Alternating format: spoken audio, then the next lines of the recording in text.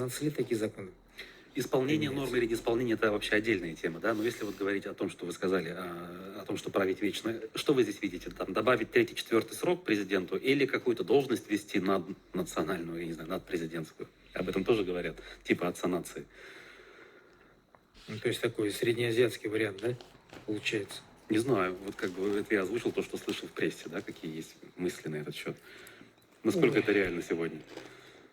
Ну, я же говорю, это чудесная страна больших невероятных возможностей. Хорошо. Здесь можно все что угодно, вот эти вот креативные ребятишки, они могут что угодно придумать. Вот.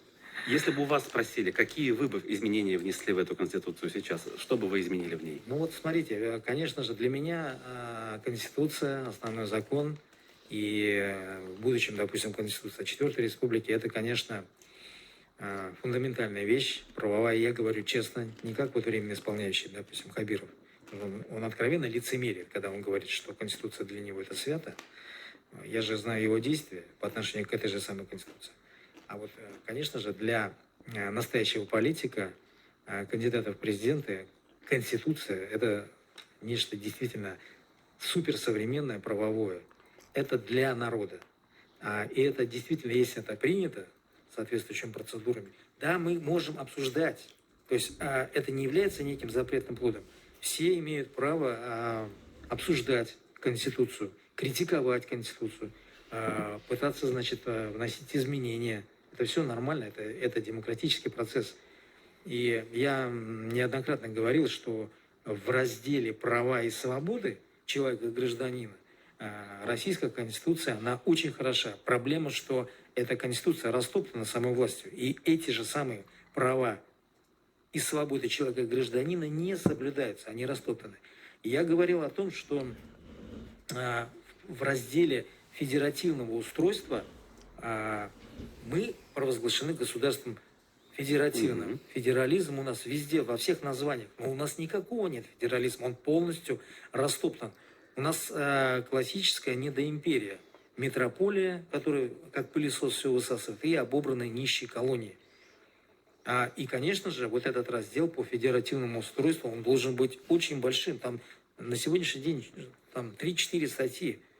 А там должно быть все прописано. Смотрите, но ведь было же не так. В 90-е годы у регионов, скажем, у республик особенно было больше независимости. Но все те же самые республики с удовольствием отдали свой суверенитет ради того, чтобы сейчас жить спокойно и счастливо. Разве не так? Ведь могли не отдать, могли воспротивиться, да, каким-то образом, сопротивление какое-то оказать. Значит, посчитали, что это выгодно? Здесь, наверное, вопрос глубже, потому что ведь у нас чудесная страна. 300 лет здесь самый такой людоедский имперский режим.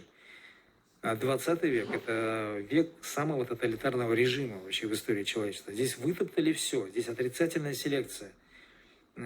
Здесь полностью зомбированное население.